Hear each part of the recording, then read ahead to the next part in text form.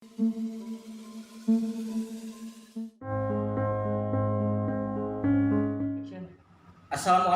warahmatullahi wabarakatuh. Sampurasun warginet Tribun Jabar. Kembali kita bertemu dengan bincang-bincang santai ya, bincang-bincang santai dengan tokoh yang kesehariannya itu lagi benar-benar disibukkan banget lah, bahasa Sundanya sibuk pisan gitu kan. Riwe. Sudah hadir di tengah-tengah kita warginet Tribun Jabar, Pak Sekda Kota Bandung, Pak Emma Sumarna. Sekaligus beliau ketua harian ya, ketua harian kau sekarang satgas apa? gugus tugas COVID-19 Kota Bandung. Beliau yang hari-hari ini atau berbulan-bulan kemarin itu dari bulan Maret ya kalau nggak salah kita mulai ada COVID. Iya, mulai dari COVID memapari Indonesia lah, datang ke Indonesia, tamu yang tidak diundang gitu kan. Beliau ini benar-benar disibukkan banget gitu kan, harus kayaknya banyak keluar masuk ke masyarakat, memberikan himbauan juga ya. Nah, kita tanya-tanya nih keseharian beliau itu sesibuk apa sih Pak Emma ini ya. Kita mulai saja. Selamat hadir Pak Wilujeng Sumping di acara Bincang Santai Tribun Jabar Pak. Nah, damang Pak? Alhamdulillah. Tekaros hari ini Pak panas? Insya Allah. Allah masih paparingan kesehatan luar biasa. Pak Emma, sesibuk apa sih Pak Emma saat ini gitu kan? Karena tugasnya itu jika sebelumnya ya tahun-tahun sebelumnya mungkin hanya bertugas di kesekretariatan daerah, sekarang itu udah ditambah lagi nih. Nah, seperti apa sih sesibuk Emma itu untuk saat ini? Ya. Kalau kita merespon dari apa yang tadi disampaikan, ya, kalau dari sisi waktu sebetulnya bagi saya kesibukan apapun ini sama sebetulnya. Karena dari awal saya diberikan kepercayaan dimanapun, termasuk di posisi sekarang, saya sudah terbiasa kalau datang di kantor itu pasti paling pagi ya. Saya 6:15 itu sudah biasa. Hebat, jam 6:15 sudah sampai di balai kota, sementara ASN yang liputan gitu. Saya olahraga dulu. Oh gitu. Seperempat jam itu saya berkeliling di sini 3-4 putaran lah, supaya darah saya juga lancar dan kemudian badan saya juga bisa fit. Nah, setelah itu 6:30 saya masuk ruangan, baru mengerjakan tugas-tugas yang harus saya lakukan. Apakah itu penandatanganan, pemarapan, atau juga membuat disposisi untuk didistribusikan kepada rekan-rekan yang ada di SKPD ya. Nah, kemudian setelah itu ya kita ada sarapan dulu ya. Kemudian kita beribadah sholat duha, biasa kita lakukan, baca koran. Nah, jam 8 baru saya melakukan pelayanan, mengkoordinasikan SKPD sesuai dengan program atau sesuai dengan istilahnya masalah-masalah yang harus segera diselesaikan. Nah, dari tugas keseharian itu karena tugas Sekda itu banyak ex officio-nya, ya, ketua Baperjaka, ketua tim anggaran, ketua tim koordinasi istilahnya kebijakan atau regulasi. Sekarang bertambah lagi Pak ya, jadi sekarang ditambah lagi sebagai ketua harian gugus tugas seiring dengan ada pandemi. Memang secara volume beban tugas itu bertambah. Apalagi pandemi ini kan sangat luar biasa. Tetapi kan saya bekerja tidak sendiri. Di sana ada rekan-rekan ya yang lintas institusi, bukan hanya di Pemda tapi rekan-rekan dari kepolisian, rekan-rekan dari TNI ya, dan juga dari yang lainnya. Di sana ada yang menangani koordinasi di bidang logistik, ada yang menangani bidang operasional.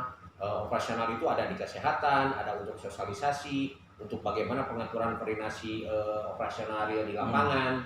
Kemudian juga ada yang menangani masalah data analisa dan evaluasi dan lain sebagainya, kehumasan. Jadi bekerja seberat apapun selama itu dikerjakan secara bersama ya, alhamdulillah setahap demi setahap persoalan itu bisa kita atasi. Walaupun memang sekarang jumlah waktu ya kepulangan ke rumah relatif jauh malam. Itu yang akan ditanyakan nih. Keluarga Pak, apa udah mengeluh kesah istri, anak? Si Bapak sekarang setelah jadi Sekda pulangnya jadi larut malam terus. Iya. Ada keluhan-keluhan seperti Ya, itu? saya pikir itu wajar ya. Apalagi di awal-awal saya jadi sekda, pertanyaan itu muncul. Tetapi saya kira itu lumrah. Dan istri saya, apalagi anak saya, alhamdulillah sudah semuanya beranjak dewasa. Jadi mereka sudah punya kematangan berpikir sehingga mereka memahami resiko dari jabatan yang ayahnya emban saat ini. Dan saya upayakan kalau tidak ada kegiatan yang sangat krusial yang malam minggu, itulah waktu yang paling tepat dan hari minggu untuk bisa memanfaatkan dengan keluarga. Oke.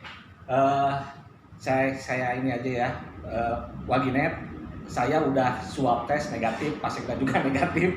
Mudah-mudahan kita kedepannya tidak ada lagi yang terpapar. Gitu ya. Amin. Oke. Pak, sering nggak pulang ke rumah Pak dengan kesibukan ini atau tetap harus pulang ke rumah? Selama ini saya nggak pernah tidak pulang ke rumah, kecuali ada tugas dinas keluar. Jadi meskipun sesibuk-sibuknya menangani COVID-19 di Kota Bandung, tetap pulang. Harus pulang. Bapak setia ke istri. Oke. Saya takut jadi Bang Toyib. Oke. Pak, hari Minggu tadi Bapak hari Sabtu weekend ya, Sabtu Minggu banyak meluangkan waktu untuk keluarga. Apa saja sih Pak yang biasanya dilakukan bersama keluarga di weekend?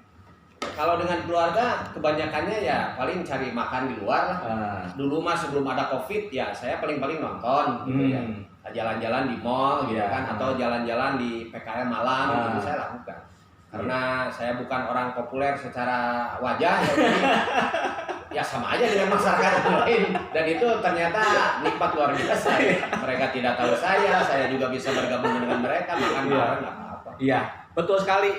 Beberapa sosok public figur memang agak terbatas, kayak mau keluar banyak yang minta foto, minta tentang bapak ini, gitu, meskipun tugas benar-benar sebagai boleh dikatakan orang bertiga di Kota Bandung ya, wali kota, wakil wali kota, sekda, tapi beliau masih bisa meluangkan waktu untuk keluarganya juga. Pak, kayaknya nonton ke bioskop akan lebih sering juga dilakukan sama keluarga kayaknya nih. Soalnya udah mulai kemarin udah direlaksasi dibuka. Kota Bandung ini, Waginet, sebagai pionir di Indonesia, wilayah atau kota yang pertama kali membuka relaksasi untuk bioskop. Jakarta pernah wacana nggak jadi. Kota Bandung dari beberapa bulan sebelumnya udah melakukan survei, sidak, kemudian tiba-tiba simulasi, dan akhirnya memutuskan untuk dibuka. Nah, ada alasan atau ada udang di balik batu nggak Pak? Ini dibukanya bioskop ini gitu. Jadi gini, apapun juga, apalagi berkaitan dengan kebijakan pasti ada proses. Itu juga tidak ujuk-ujuk, semuanya berproses. Kita survei lapangan sesuai dengan apa yang menjadi permohonan-permintaan mereka. Dulu memang awal-awal kita strict semuanya di kesehatan. Ya pada saat kebijakan refocusing, realokasi dan sebagainya itu semua konsentrasi ke sana. Tapi kan apapun juga tidak bisa hidup tanpa dukungan biaya. Biaya itu sumbernya dari mana? Dari kegiatan ekonomi. Kebetulan ya pemerintah pusat juga sangat responsif dengan persoalan itu. Lahirlah Perpres 82 tahun 2020 yang secara secara substansi itu kepada dua hal. Bagaimana kita melakukan percepatan dalam penanganan pandemi COVID-19. Yang kedua, bagaimana melakukan akselerasi recovery ekonomi. Nah itulah yang dilakukan oleh pemerintah Kota Bandung. Kita tidak bisa hanya punten ya ngabubulung terus kesehatan tanpa kita juga melihat bagaimana kegiatan ekonomi yang harus kita perhatikan. Jadi ada seperti ini Pak ya. Keseimbangan. Betul, keseimbangan. Kalau dulu bilangnya kalau ini ekonomi nggak dibuka, mau mati karena COVID atau mati karena ekonomi nggak bisa makan, nggak bisa jualan, tidak bisa begitu. Betul kan? Emang harus seimbang akselerasi. Lanjut Pak. Selain bioskop, beberapa minggu sebelumnya juga udah dibuka nih beberapa hiburan juga ya, beberapa hiburan, dan itu tidak ujuk-ujuk lah, bahasa Sundanya tidak ujuk-ujuk. Survei hari ini, besok langsung dibuka, itu benar-benar proses, evaluasi, dan lain-lain Pak ya. Tadi saya sempat dengar juga info itu ada beberapa yang diremedia, diulang lagi. Nah, prosesnya untuk membuka relaksasi hiburan ini seperti apa? Sebelum ke hiburan, yang saya ingat dulu yang diawali itu kita adalah ke pusat perbelanjaan. Nah, di mall itu kan ada beberapa juga kan tenan-tenan yang ada, gitu kan? Itu pun mulai kita batasi, mulai dari apa istilahnya kapasitas yang bisa dikunjungi, kemudian jam operasional, lari juga ke toko-toko individu, kemudian juga ke restoran-restoran. Mulai jam operasional dibatasi sampai maghrib, akhirnya diberikan relaksasi jam 8 tambah lagi jam 9. Pada saat itu kebijakan tidak boleh dine in, harus take away. Tapi lama-lama begitu dengan stabilitas atau pengendalian COVID yang relatif stabil, akhirnya oleh kita diberikan kebijakan dine in. Begitupun lari ke tempat hiburan. Di antaranya yang paling populer di masyarakat, hiburan selalu identik dengan karaoke misalnya. Iya. Nah, karaoke ini yang istilah kami termasuk yang remedial. Ya diulang. Iya. Karena begitu kita simulasi, kita tidak mendapatkan keyakinan dari mereka seperti apa, komitmennya bagaimana, harus ada satgas Covid di mereka seperti apa. Akhirnya lama dibahas di forum ratas, Pak Wali Kota mendapatkan input kan dari kita bahan kebijakan setelah didiskusikan dengan seluruh pimpinan di kota ini, ada Pak Kapolrestabes, ada Pak Dandim, ada Pak Kejari, ada Pak Danlanu dan Lana dan sebagainya, semua berkompromi, akhirnya dipending dulu. Itulah yang dimaksud remedial kalau kita di dunia pendidikan ya. Betul, lebih baik siap segala sesuatunya daripada nantinya jadi kita nggak bisa sembarangan karena memang kita ketahui virus ini tidak bisa kita anggap sepele ya. Betul. Apalagi sudah banyak fakta, banyak orang meninggal karena COVID. Satu nyawa pun bagi Kota Bandung ini sangat mahal, makanya itu harus benar-benar kita kalkulasi, kita perhitungkan. Jangan sampai pilihan kebijakan itu salah. Betul, nah inilah. Jadi memang beberapa kebijakan ini benar-benar dipertimbangkan, benar-benar supaya kalau tsunami dibobong di utah. Nah, gitulah. Jangan sampai nantinya terjadi hal-hal yang tidak diinginkan ya. Kemarin nih, minggu lalu saya agak kaget juga, Kota Bandung tiba-tiba masuk zona merah gitu kan.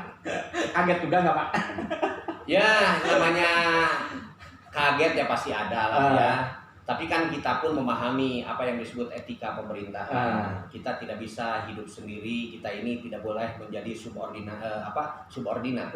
Tetapi kita harus menjadi satu kesatuan utuh berbagai level pemerintahan, baik di pusat, di provinsi maupun kabupaten kota. Pada saat pimpinan kita menyatakan bahwa itu ada label yang bergeser, ya kita ucapkan terima kasih saja. Kita berikan respon positif sambil kita pun melihat real detail di lapangannya seperti apa. Ternyata alhamdulillah upaya kita Allah kabulkan tidak dalam waktu terlalu lama. Seminggu Pak. Seminggu kemudian ternyata Bandung kembali oranye. Ya mudah-mudahan minggu depan sejak kita bicara lari ke kuning, akhirnya bisa ke hijau dan kita menuju kepada kehidupan yang benar-benar situasi yang sangat kita rindukan yaitu normal. Betul. Mudah-mudahan apa yang dicita-citakan semua masyarakat di dunia lah ya. Betul, amin. Covid ini bisa segera teratasi, kan ada kabar baiknya. Badai cepat berlalu. Iya, vaksin udah mulai diuji dan akan segera diproduksi, obat-obat anti virus juga udah mulai mau didatangkan gitu kan.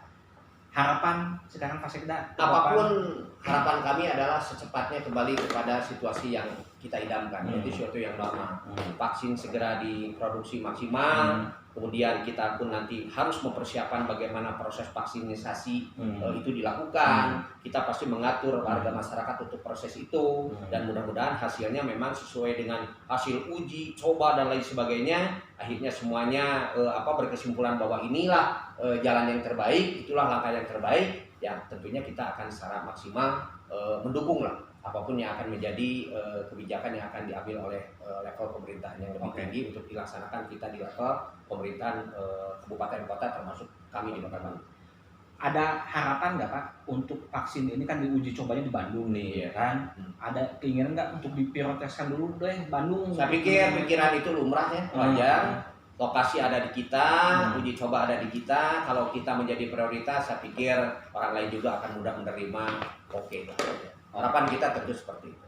Oke Pak, sekarang terakhir Pak, himbauan buat warga Kota Bandung agar tetap bisa ibarat itulah bisa mawas diri, tetap mawas diri gitu kan. Covid masih belum berakhir.